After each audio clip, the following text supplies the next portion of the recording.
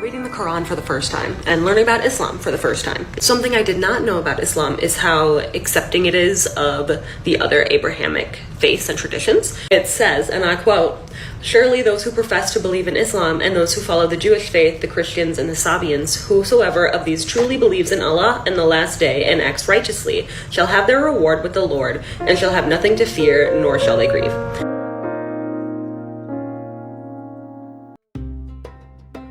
Dalam era di mana dialog antar umat beragama semakin intens, banyak pemeluk agama non-Islam mulai membuka diri untuk membaca dan memahami Al-Quran secara langsung, bukan sekedar mengandalkan citra yang dibangun oleh media atau prasangka masyarakat.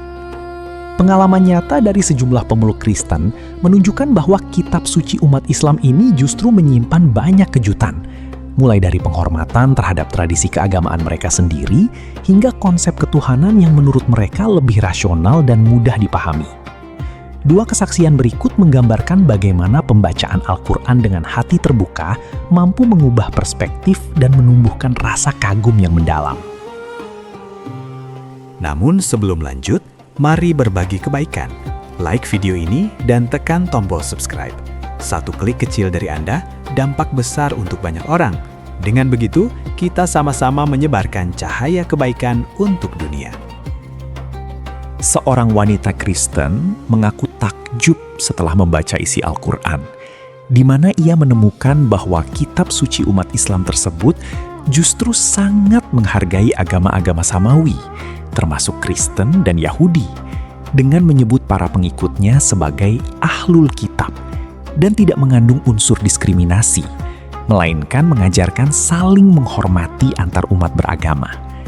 Lebih lanjut, ia menyoroti bagaimana Al-Quran secara konsisten menempatkan Nabi Isa dan Nabi Musa dalam posisi yang sangat mulia, mengakui kitab-kitab suci yang diturunkan kepada mereka, serta mengakui keluarga dan pengikut mereka dengan penuh penghormatan, yang menurutnya menunjukkan bahwa Islam bukanlah agama yang memusuhi, melainkan agama yang melanjutkan dan melengkapi wahyu-wahyu sebelumnya dalam kerangka persaudaraan spiritual yang luas.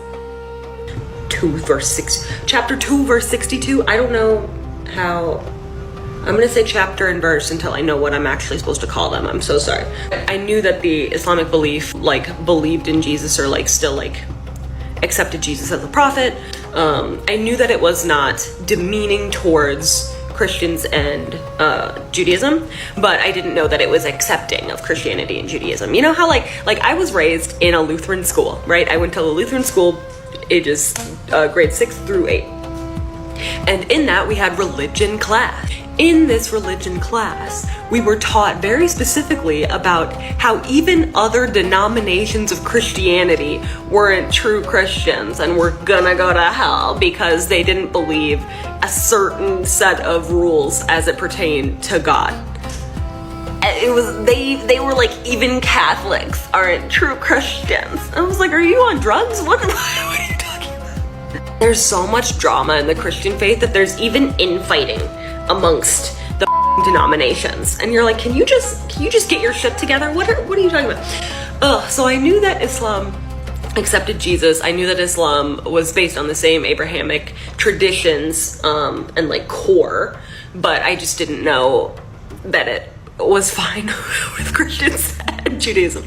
I think because I was raised in that sphere of so much Christian infighting, I think I just assumed that Islam would be the same way. The same with when I was picking up my Quran in the first place and I was in the store. I was like, why is there only one version of the Quran? Which I knew that there was only one translation, but I assumed that there would be additional kinds of study Qurans. There are walls of different Bibles you can have, right? Tons of different Bibles and interpretations that you can have. But the Quran is nah, it's just me. It's just me out here, thanks. So I'm excited to keep learning. Excited to keep it going. Seorang pria Kristen terkesima dengan ajaran Al-Quran tentang konsep keesaan Tuhan atau tauhid yang ia nilai masuk akal dan logis, terutama ketika dibandingkan dengan doktrin Trinitas yang kerap membingungkan. Ia menyadari bahwa banyak sesama Kristen bahkan tidak sanggup memberikan penjelasan yang memuaskan mengenai konsep ketuhanan mereka sendiri. Dalam refleksinya, ia menguraikan bahwa setiap kali ia mencoba mendalami atau mendiskusikan Trinitas dengan sesama pengikut gereja, yang ia temukan hanyalah analogi-analogi yang berlebihan atau jawaban yang berbelit-belit. Sementara Al-Quran dengan lugas menyatakan bahwa Tuhan adalah Esa, tanpa sekutu, anak, atau bentuk yang dapat disamakan dengan makhluk ciptaannya. Sebuah konsep yang ia anggap lebih bersih, lebih sederhana, dan lebih mudah diterima oleh akal manusia yang mencari kebenaran absolut. I'm a Christian and I just got finished reading the Quran. And after reading every single surah, I walked away with 3 life-changing lessons that every single Christian needs to hear. First, the theological gap is massive. People will say it's the same God, just different books. But that's absolutely not true. You see, the Quran presents a God of absolute oneness who saves through submission and good works. But the Bible presents one God of triune relationship who saves through sacrifice and grace. And when you read them side by side, you realize that you can't harmonize them. You see, one says do and the other says done. One points to a scale and the other points to the cross. They're mutually exclusive. Second, and this is a hard truth, but Christians in large are failing at apologetics. In the comment section of this series, I've noticed a pattern. Sure, on both sides you have your top 5%, your academic minds who are brilliant, and you have your bottom 10% who are just toxic. But in the middle, the average Muslim knows more about their theology and why they believe what they believe than the average Christian does theirs. I've seen too many Christians resort to what I call nuh-uh arguments. Some even to insults because they couldn't explain why they believe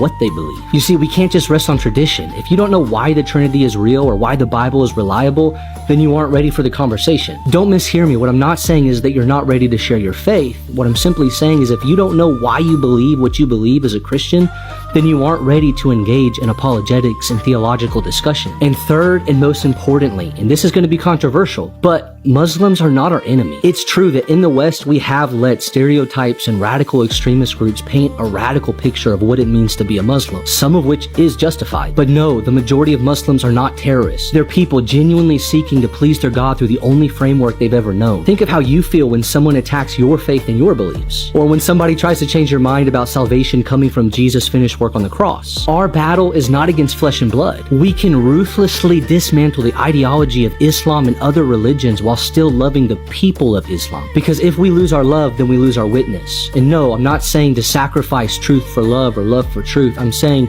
we should always be speaking the truth in love and calling people to repentance.